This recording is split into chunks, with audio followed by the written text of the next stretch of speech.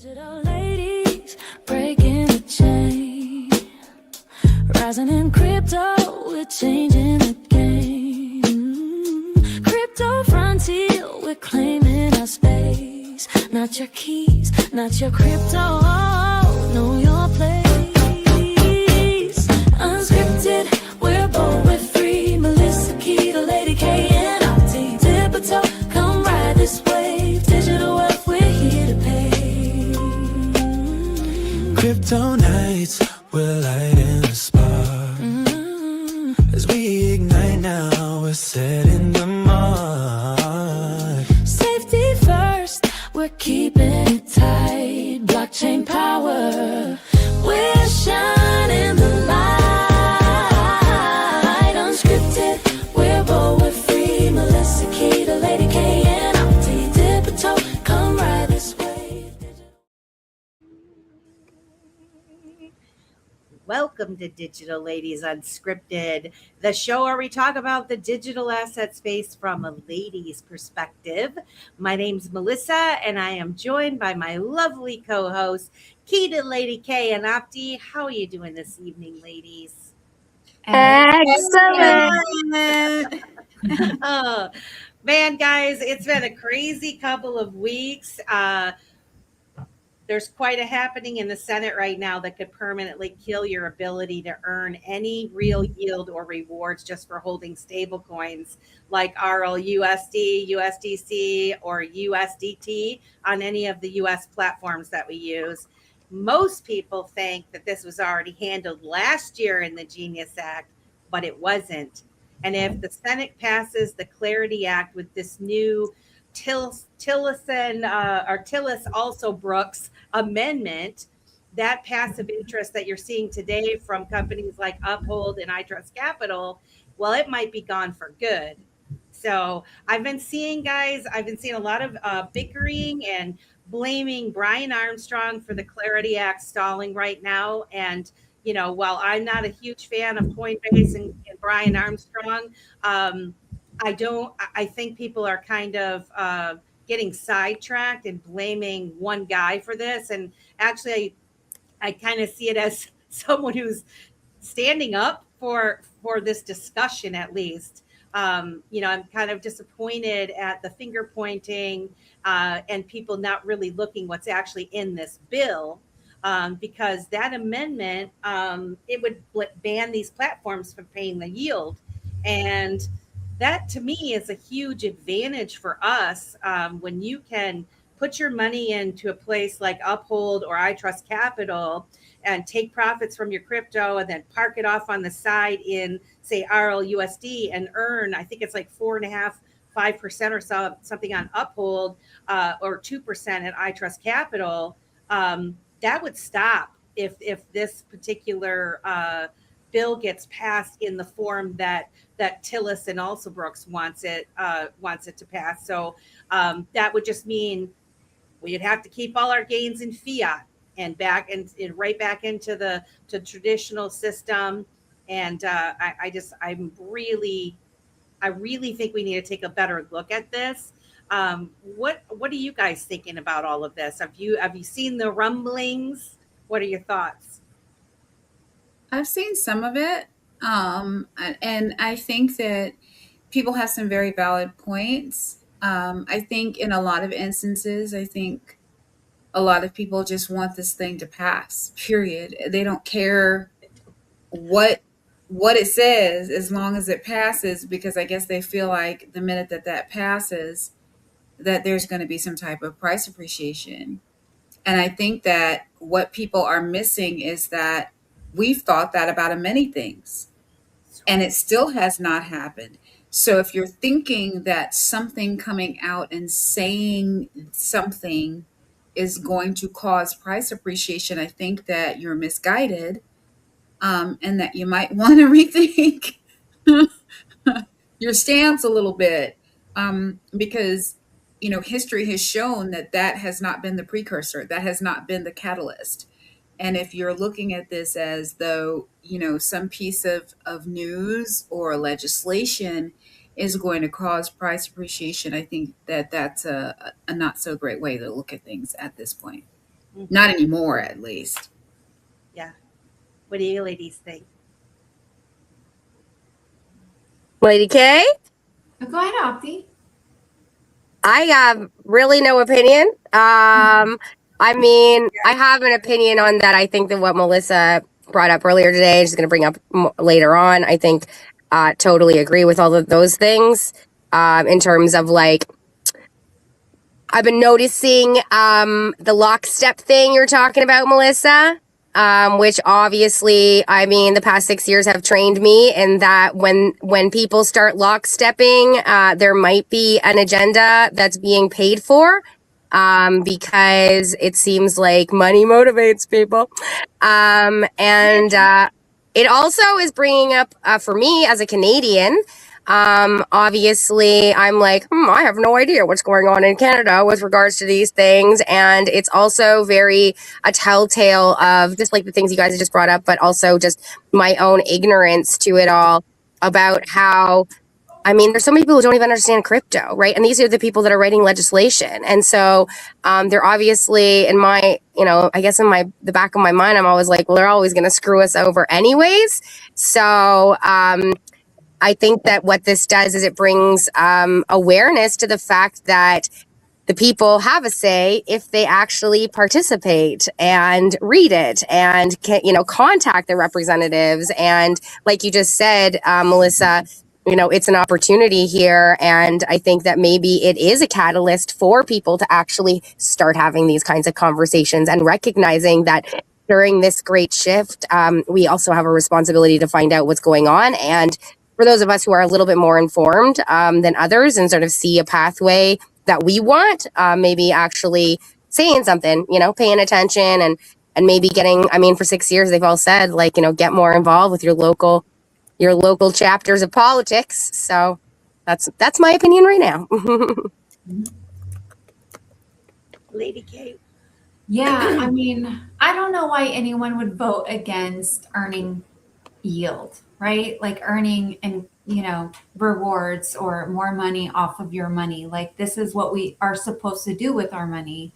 So, and the things I'm seeing on Twitter, like the attacks on Coinbase are just so absurd. Like I saw a post that said, oh, this is why Coinbase is fighting it because 35% of their revenue is coming from these stablecoin issuers, right? So that they can, give yield or whatnot. And it's like, okay, so financially it's in their best interest to earn this money. But if you block them from earning this money, guess what? You don't get to earn it either. Like it's all or nothing, right? So like, be thankful that they have the voice, to stand up and say, no, like we don't like this, we want to earn yield. And, I mean, the Genius Act, like prevented stablecoin issuers from paying yield directly, but it didn't prevent them from paying exchanges like marketing or distribution to then pay the yield to consumers. And I guess it was a loophole that they didn't see coming. And so now they're like, okay, we got to close this loophole, but I'm tired of the government preventing us from earning, blocking us from investing, not protecting, but, keeping us poor. So I'm sick of that. It just seems like, and for Shermel, I think that's how you say it. We're talking about the Clarity Act, the turmoil surrounding the Clarity Act, not necessarily the Clarity Act that passed the House. We're talking about the amendment that Tillis and what I keep thinking of, forgetting the guy's name, also Brooks. So just to let you know who that is, Shermel is Selfie. Hey, Selfie, what's up? Yeah, so we're talking about that because much like what happens in a lot of legislation, they kind of sneak things in, and it's all about tiring out the public. Number one, they make these bills so terribly long and confusing for the average person that the average person is not giving this attention. I expect more from our community, because we are the ones. We are, if not us, then who? If not us, then who? This is something that we are giving this our attention. We owe it to ourselves to actually dig into these bills that they're crafting, to make sure that we're not going to get screwed down the road. And in my mind, they passed the Genius Act, which everybody found fairly acceptable in that form. Okay, issuers of stable coins cannot give you interest in all of this kind of stuff. That makes sense. But platforms like I Trust Capital and Uphold have been giving these rewards on stable coins, and it's been a really good thing for people in those platforms. And it wasn't prohibited, and it wasn't prohibited in the initial clarity bill that was passed at the House level. Now here we are to the Senate, and you've got these two senators in the Senate putting this in there, saying we want to ban all of it. We want to ban you, not just the issuers, but the platforms as well. So in fact, nobody can do that. And so every time, I mean, right now, for me, I'm a partner with I Trust Capital, right? I opened up my I Trust Capital account. I have it in there. I have a crypto Roth IRA. I'm able to go in and out of different assets as I please. And they recently added RLUSD to the mix, where you can take your profits and park it in RLUSD. So for those of us who are a little bit savvy, or we want to experiment and you want to put it off in what they call dry powder off to the side, right? You can earn a little bit of interest on that stable coin, or a little bit of reward, or whatever you want to call it. You can earn a little bit off of it right now before you go back into another digital asset of your choice or whatever. This would prohibit them from doing that. Meaning, if you wanted to take profit, you are going right back into fiat and taxable transaction, holding it in a bank that is probably not going to pay you much interest. And I feel like they're caving to the banks, because the banks don't offer you what is their incentive to give people that hold their money at a bank? What is their incentive right now to offer a higher yield on your savings or the money that's in your account? Mm-hmm. They're getting away with not giving much at all. They're printing up money. It's pretend money. They're loaning it out. They're doing all these things. Meanwhile, back at the ranch, we're sitting there going, my money is losing value every day, and it's just really frustrating to believe that the senators are just caving to it. And here's another thing I want to say. I understand the need to handle this all very carefully, right? You don't want to harm the banks. You want to do the least amount of harm.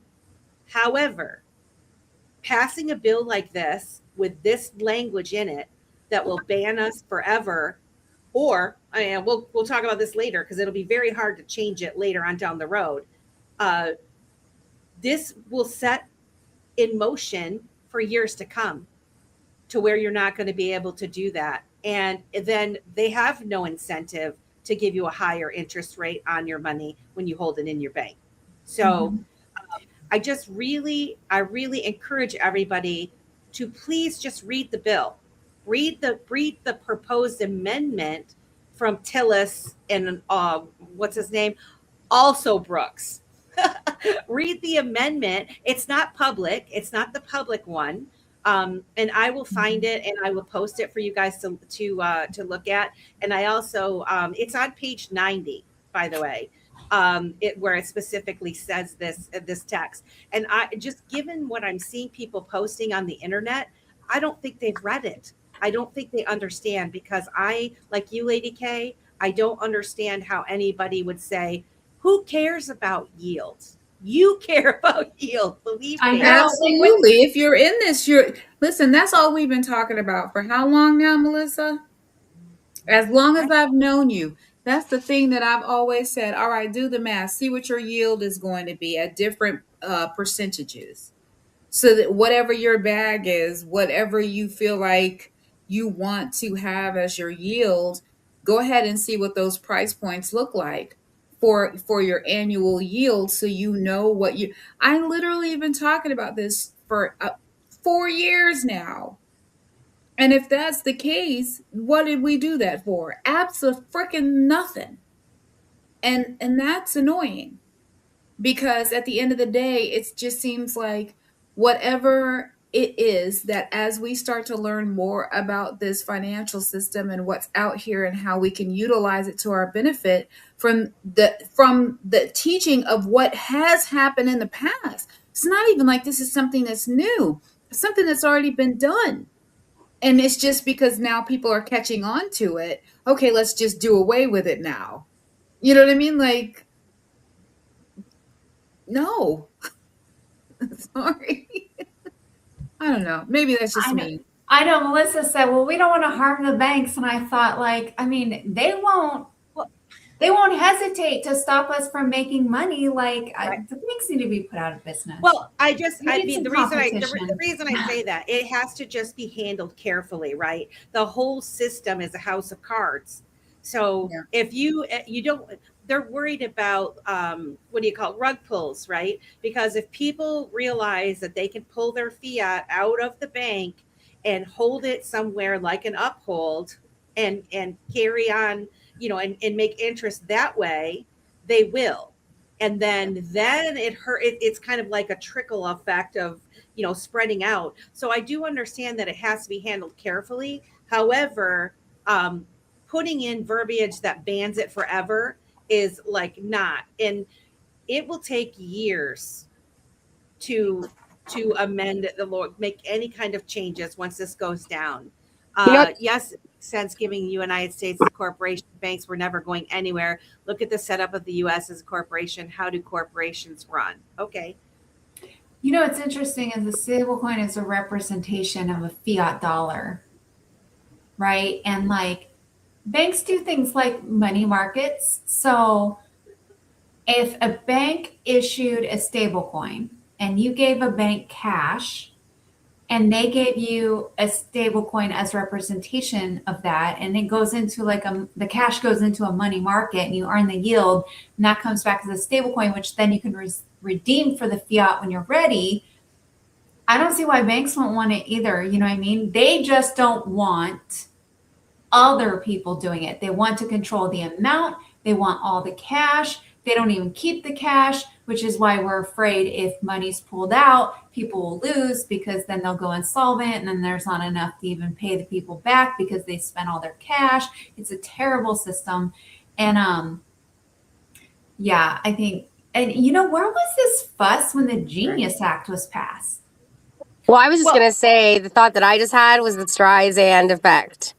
And how Melissa just talked about how, like, they, it has to be done very carefully because, when people realize that they can get, they take their life savings and they get a yield on it that's much higher, and they self-custody and they don't got somebody saying, what are you taking that $5,000 out for? Give me all the details. And sorry, we don't have it at this location. You'll have to go to 5 other locations.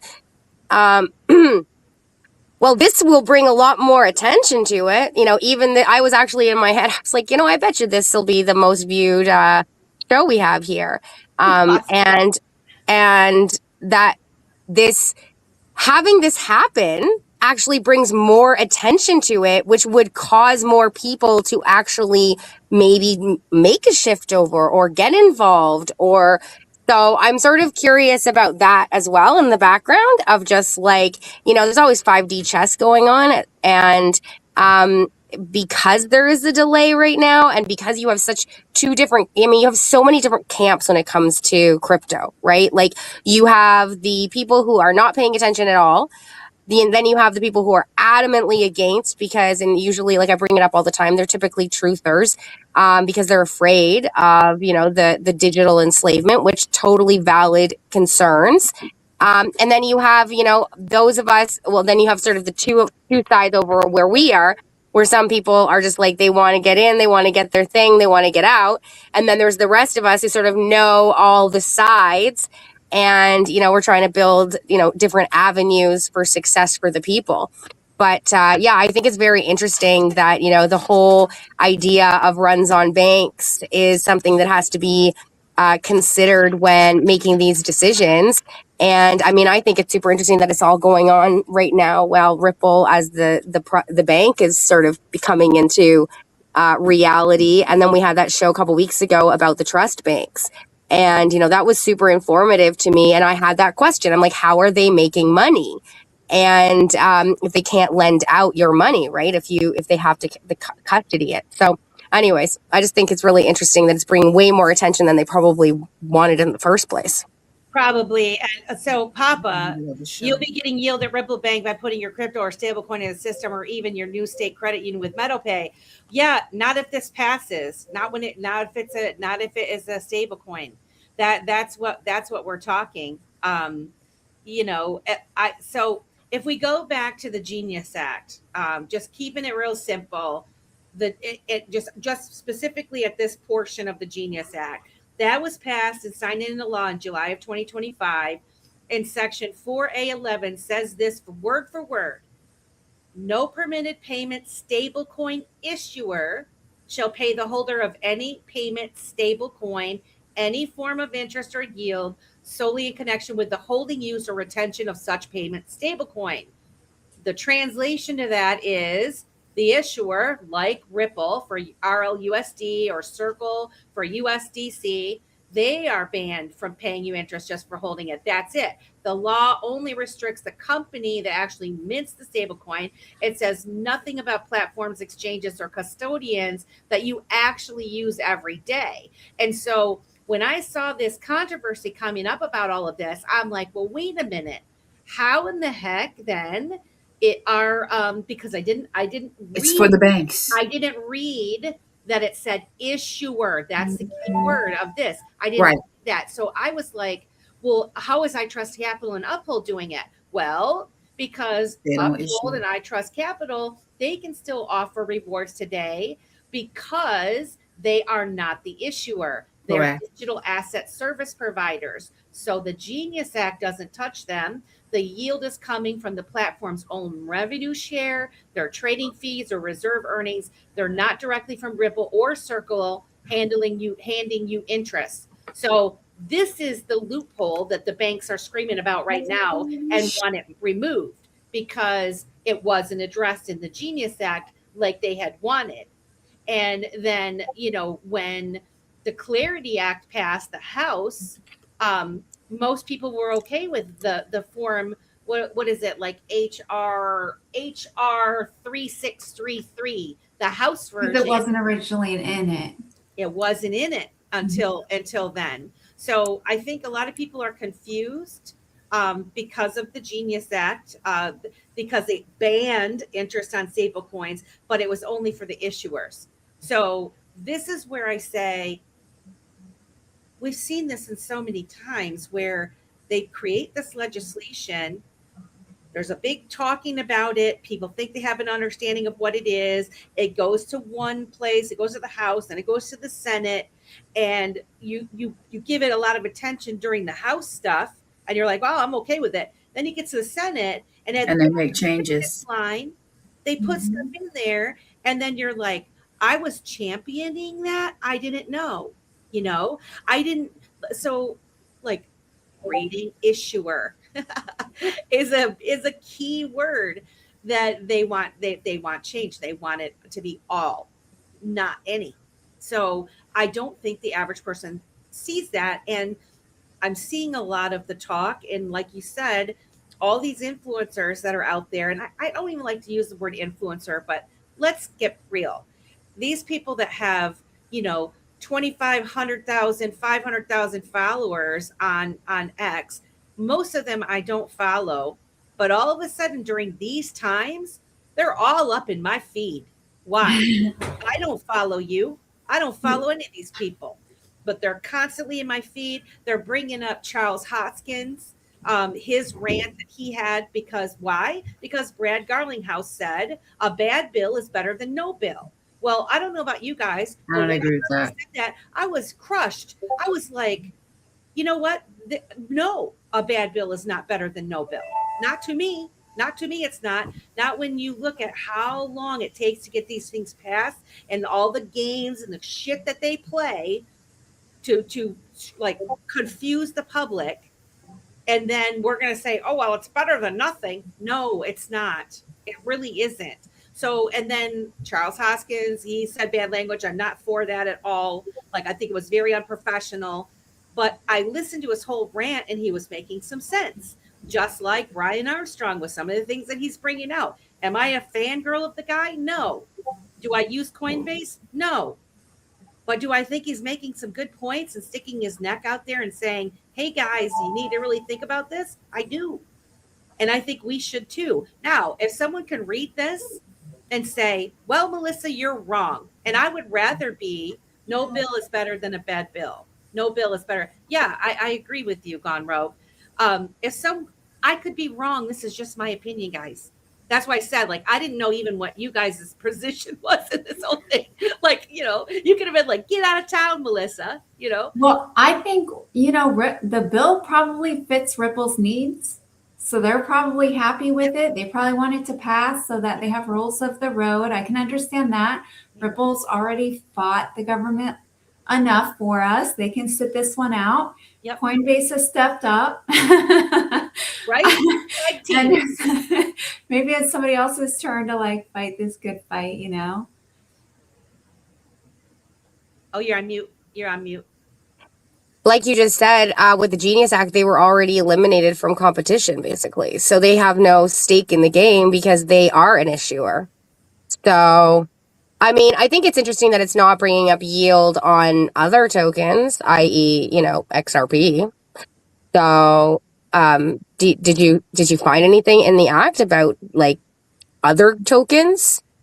No, that's not a stable coin? No. It's So, just the stablecoin issuer. yeah. So on, I'm gonna try to find the specific language. I like found it and I sent it to you guys. Just the 7 pages in it, and you have to look for the Tillis All's Good or whatever his name is for their amendment, and when it's in section 404 on my thing, it's on page 190 is where it starts, and it says preserving rewards for stablecoin holders. Well, let's see, I want to see deposit the terms. The deposit term has the meaning given to term in section 3 of the Federal Deposit Insurance Act. Digital asset service provider, payment stablecoin, permitted payment stablecoin issuer. The terms digital asset service provider, payment stablecoin, and permitted payment stablecoin issuer have the meanings given to those terms in Section 2 of the Genius Act. Prohibition of interest. In general, a digital asset service provider, there you go, not issuer, a digital asset service provider may not pay any form of interest or yield, whether in cash, tokens, or other consideration, solely in connection with the holding of a payment stablecoin. Permissible activities. The prohibition under paragraph 1 shall not apply with respect to activity-based rewards or incentive, including any consideration, reward, or benefit in connection with a transaction, a payment, a transfer, a conversion, a remittance or settlement activity, the use of a wallet, account, platform, application, protocol, or network, membership or participation in a loyalty, promotional, subscription, or incentive program, an acceptance, settlement, or acquiring activity include a rebate or incentive provided in connection with the exception or use of a payment stablecoin. Providing liquidity or collateral or governance, validation, staking, or other ecosystem participation. Prohibition on specified representations. A person may not market, promote, or describe any compensation in connection with a payment stablecoin that represents that the payment stablecoin is a deposit or is insured by the Federal Deposit Insurance Corporation or any other governmental agency. Each compensation is paid by the payment stablecoin itself or a permitted payment stablecoin issuer. Such compensation is free or comparable to interest paid on a bank deposit. Such compensation is offered, administered, or paid by a person other than the person actually responsible for offering, administering, or paying the applicable yield or interest, or omits material information necessary to prevent that marketing, promotion, or description from being misleading. And then there's disclosures, blah, blah, blah. Anyway, not later than 360 days after the date of the enactment of this act, the Commission and the Commodity Futures Trading Commission shall jointly promulgate rules requiring clear and conspicuous, can't say it, disclosure in plain English of any compensation paid by digital asset intermediary in connection with the use of a payment stablecoin in a manner that is consistent with subsection C. So this is only covering stablecoins. See, the Genius Act said issuers can't give interest. They found a way to, flow it through the exchanges. So now they're saying, they're naming everything under the sun to stop exchanges and other parties from taking that interest from the issuer and passing it on. Yep. So, I mean, basically, may not. Look. Okay. I was just going to say, looking at the Clarity Act, trying to find what it says about DeFi, it's actually it's not a lot. The only thing they have on DeFi in here is that decentralized finance activities such as validating would be excluded from the bill's requirements, but not from the agency's anti-fraud and anti-manipulation authorities. So say that again. What is that? What does that mean? That is, are you reading the HR 3633, or are you reading This one is this the proposed one? Because it's HR 3633. Okay, that's the one that passed the House, and I don't know, and this is one thing I did not have time to look into because I was solely focused just on the banning of interest or rewards on stablecoins. I don't know if Tillis and the other I can't remember the name, All's Good or whatever. I don't know if they have any other changes besides that, or if it was just that one thing. I'm not exactly sure on that, guys. So definitely have to look, dig into it a little bit more because it's something that again, one thing passes, everybody gives it a glowing review. This is fantastic. And then it gets to the Senate and boom, here we've got all this turmoil and people are just getting sidetracked by all the noise surrounding these characters because just like you said, Brian Armstrong's tapping in now, right? And at the end of the day, don't be surprised if banks set the tone for DeFi or banking laws amend language about DeFi. Well, I was just going to... Oh. Mm-hmm. Go ahead, sir. Go ahead. Keda? Sorry. Go, Lady K. You respond to that message, and then I'll say my thought. So as far the only thing it says about DeFi right now is decentralized finance activities, such as validating, would be excluded from the bill's requirements, but not from the agencies, meaning the SEC and CFTC. If I said that right, sorry. CFTC, yes. Anti-fraud and anti-manipulation authorities, which basically means that decentralized finance activities, although they are excluded, they could still face enforcement if they engaged in market manipulation or fraud from either the SEC or CFTC. That's what it basically says for DeFi. CFTC registration and oversight for centralized exchanges, brokers, and dealers.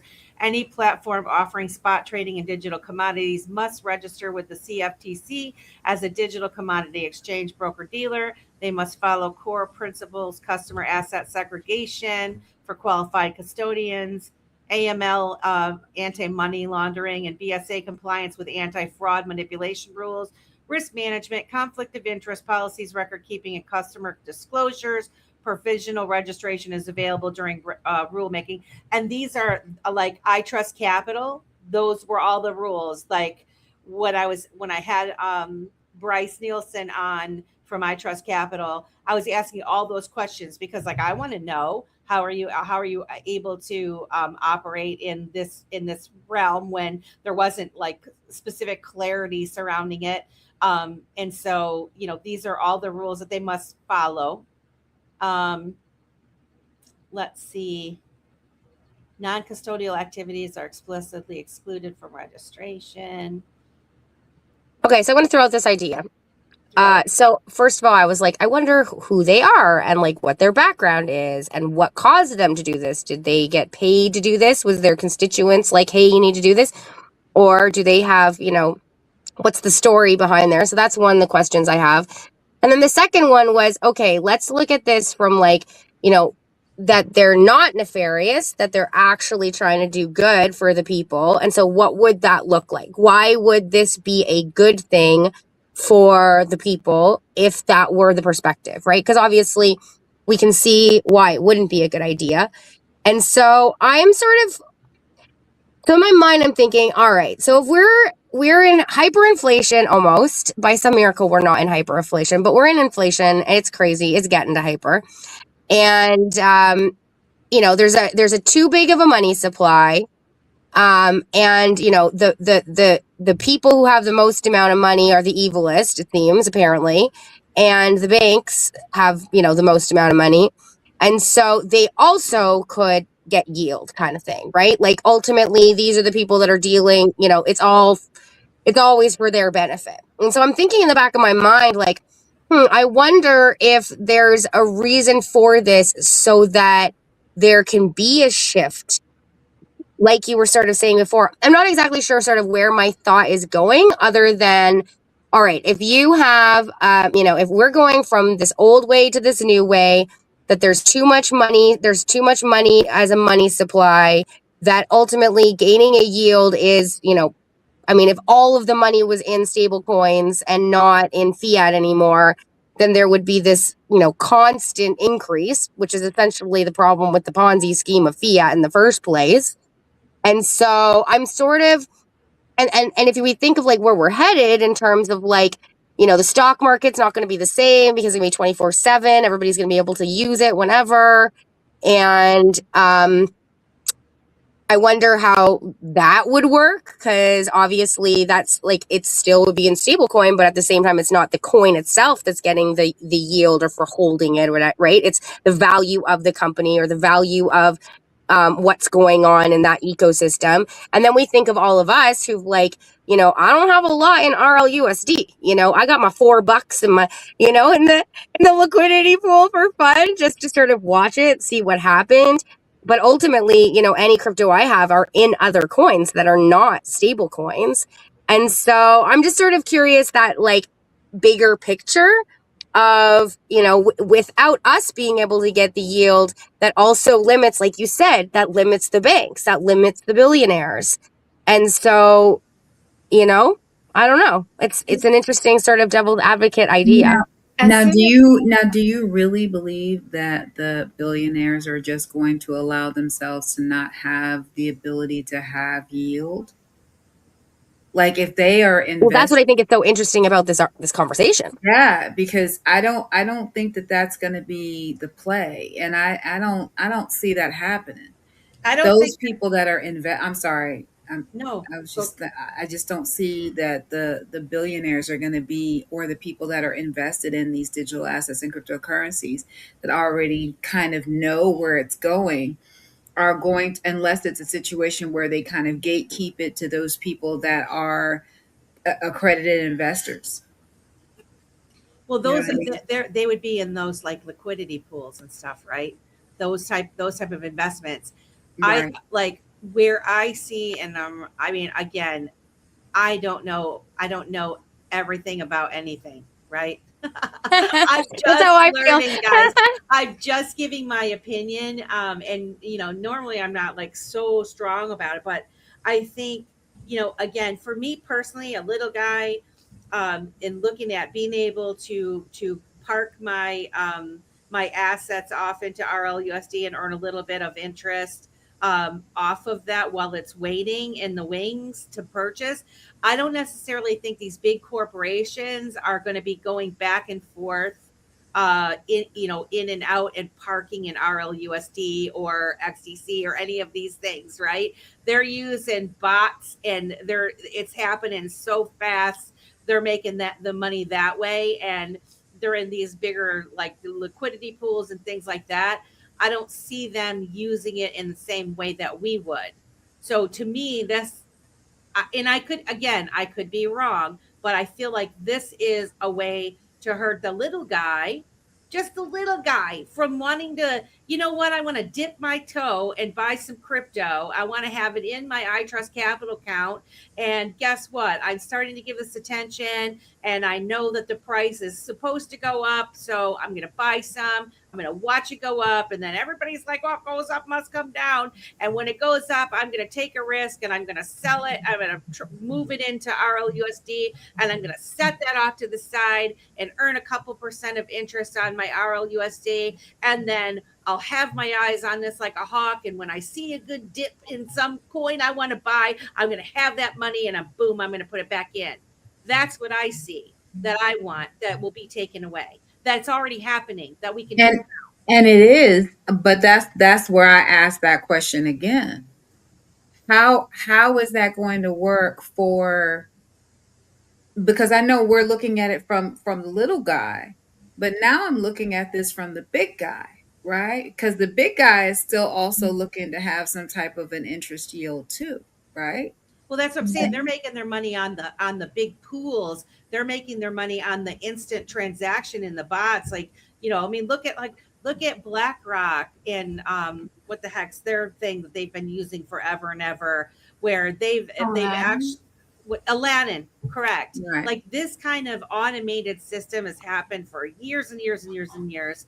And they've got all these big bots and stuff. They know they're able to do it. They've got enough money to do these big liquidity pools. They can move it. They can make money off the fees and all those things. It's different for the little guy. That's all I'm saying. And it is. And you're right. Oh, I don't disagree with you on that. I also think that it's going to stick the people that also have larger amounts too.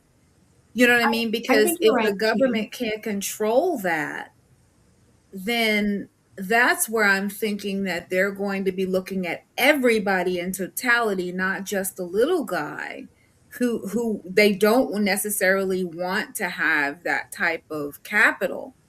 But those that do have that type of capital, I also see there being an issue for them too.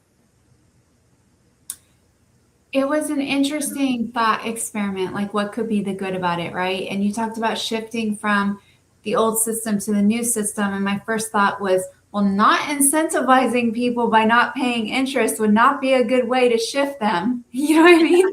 Like, I would think incentivizing them would. But the thought process is that they are blocking stablecoin issuers from incentivizing. Stablecoin issuers, I feel like, are a direct hit to the bank, because if it's in a stablecoin, it's not in the bank. Right. Well, and I mean, they already took care of that with the Genius Act. But now we're talking about like the custodians and that being able to offer the interest. They're trying to cut that out too. And that's where, I mean, I feel like Coinbase already voiced their opinion before about it. You know what I mean? I think they've always been against it. Yep. And there was a loophole. So it sort of didn't affect anybody or anything. And then now trying to close the loophole. Yep. It's okay, no, we have to stop this. And then it's like, okay, let's attack anybody opposing. And I feel like that's where the lockstep comes in, and all of a sudden seeing people attack Coinbase and whatnot. So I think that's really all it's about, you know? So what was interesting too is, so like the groups like America's Credit Union, so the smaller, I mean, what do we call those small community banks and the credit unions? They're actually pushing hard to close this loophole too, because their argument is that issuers can still earn yield on reserve assets like treasuries and pass portions of that through their users via the exchanges or platforms. So the example given is Coinbase rewards on USDC holdings. They said this risks draining trillions in bank deposits into crypto platforms, which, I mean, that's like the biggest pushback from them. It's all about risking people taking bank runs, taking their money out. Absolutely, because like think about it, like what is wrong with that, right? Like I buy a stable coin, they take the cash, they put it in US Treasury and make even more money, but I get nothing for that. They earn it. And then the second thing is I don't want to lose my thought here. Oh, are US treasuries risky? I don't think so. You know what I mean? Like you're not even protecting somebody from this. You're just stopping them from earning in a different way. And like we've done a show on RLUSD and the whole stablecoin thing where, RLUSD being back 1-to-1. This is the difference between fiat it having value and a stable coin being backed by something of real value and having it audited and all those things where, I haven't wanted to park my money off into, say, Tether, for example. Like back when I first started in crypto, it was just move yourself, hold your dry powder in Tether. Well, I never felt comfortable doing that.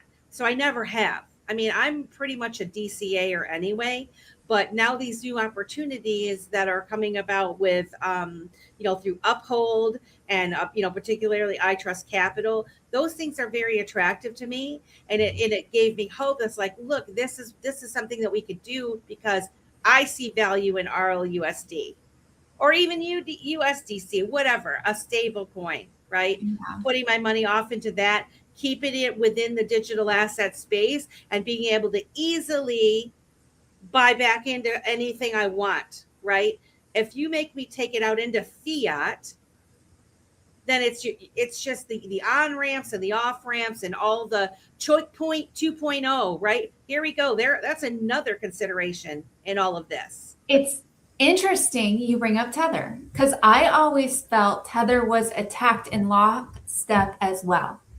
I always heard people say the same narrative, and when you asked them about it, they couldn't say anything else than what they had regurgitated because there was no original thought behind it. That's how you know it's a narrative. They don't have an original thought behind it, right? Yep. And Tether is backed by more than just USD, right? And so I find it funny. Everyone thinks USDC is the safest, but if it's solely backed by USD and the US treasuries, and we think our economy is going crazy and we're about to go into hyperinflation, how is that safe? Right? And I really think that they attacked Tether because Tether would not play with the US. Like they wouldn't open their books. And I'm like, and I think everyone's like, well, that means they have something to hide. And I'm like, have you worked with the US government? Because they're not kind to you. Did you not see what they did to Ripple? They took everything that they did good and twisted it and turned it on them. I wouldn't work with them either if I didn't have to. We got like 10 minutes, maybe a little less. I do want to kind of go around the room. We didn't mention any of the lovely people that are in the house. We have 89 people watching tonight. Thank you so much. I'm going to find the link to our After Dark space. It starts at 10:10 Eastern Standard Time over on X. If you want to join the conversation, that's perfect time to do it. Come over and we're going to continue this conversation. My whole thing with all of this is I just really want to encourage people. I know you're tired. I know it's frustrating. We've been waiting a long time.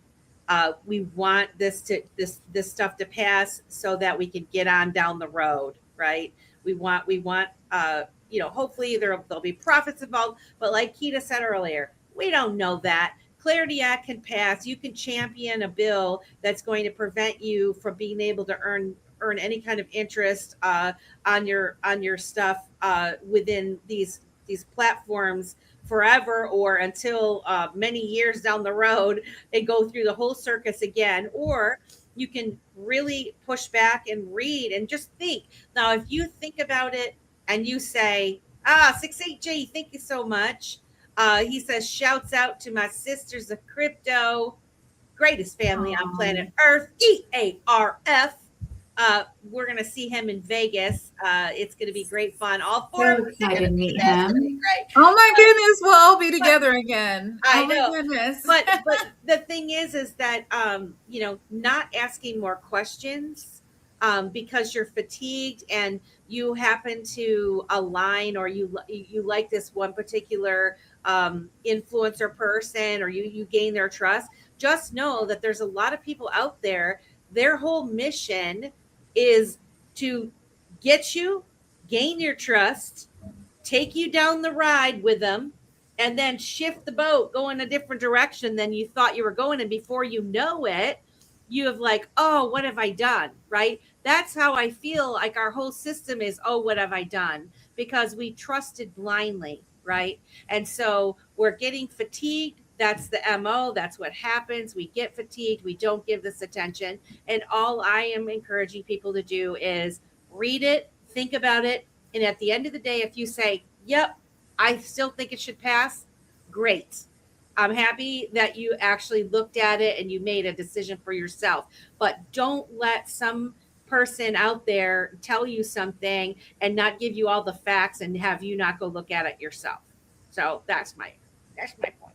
Melissa, why don't you let the audience know too how you used AI to help you with this, so that people who might not be more familiar with AI and how they can use it to read these kinds of things. So I start seeing different posts and stuff, and when I disagree with a post, I'm not usually one that will go back and like, I don't like this or whatever, because I'm like, well, sister, maybe you are not understanding this correctly, or you didn't read a word correctly in what someone posted, right?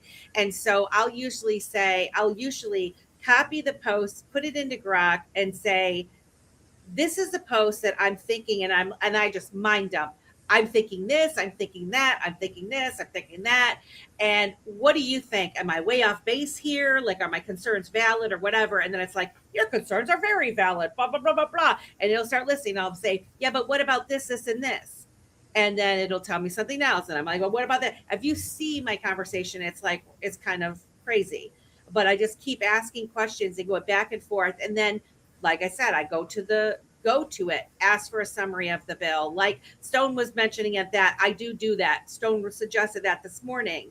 You guys can take these bills and put it into Grok and say, give me a summary of this. Give me the most valid points. Or I said, there's a lot of arguments surrounding the stablecoin interest ban.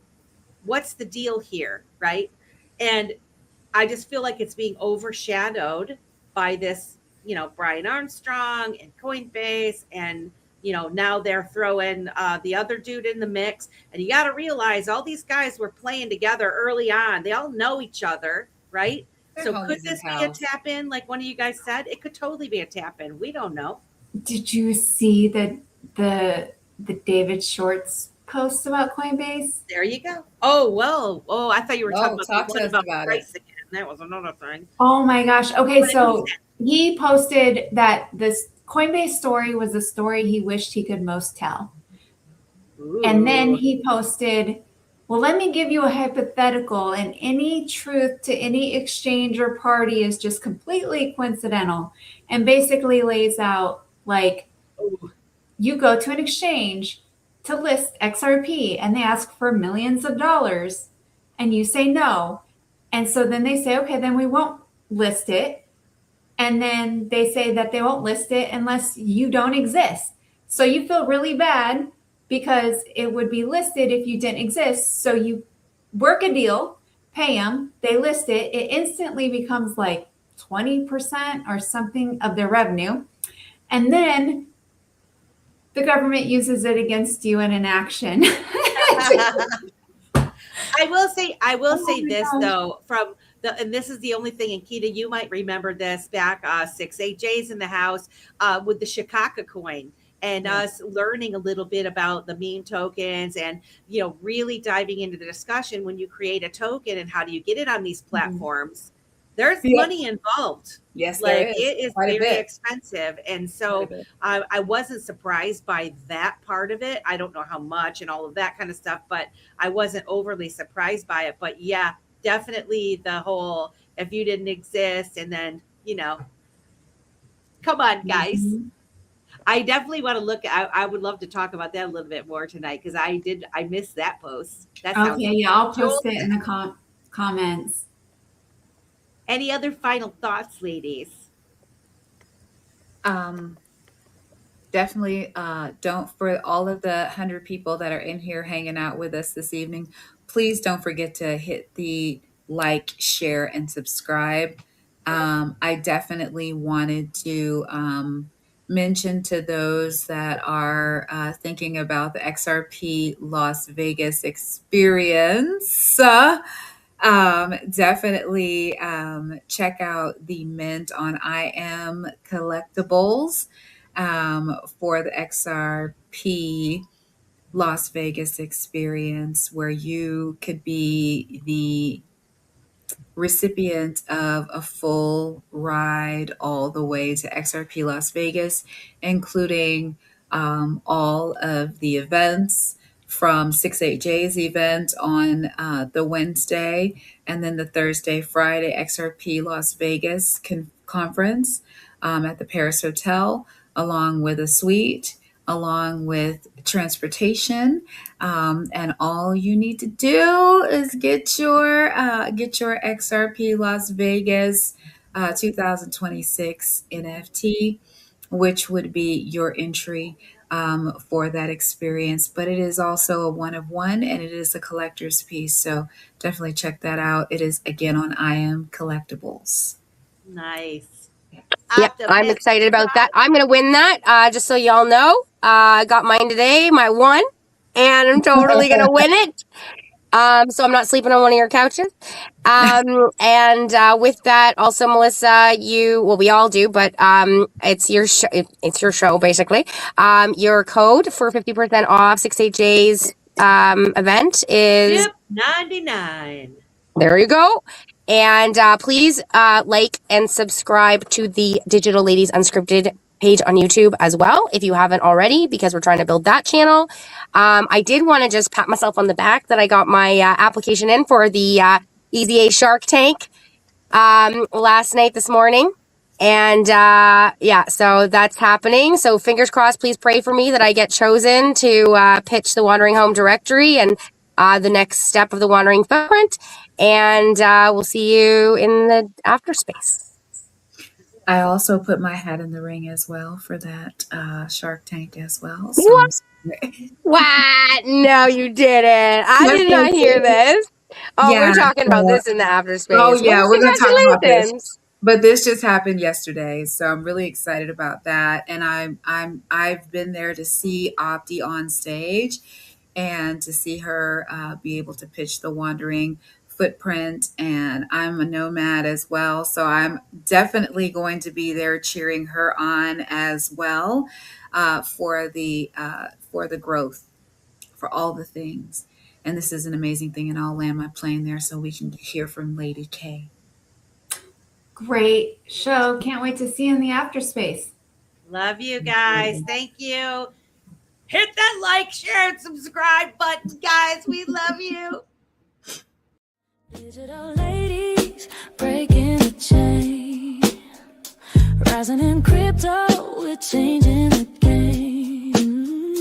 Crypto frontier, we're claiming our space. Not your keys, not your crypto, know your place. Unscripted, we're bold, we're free. Melissa, Keda, Lady K, and Opti. Dip a toe, come ride this wave. Digital wealth, we're here to pay.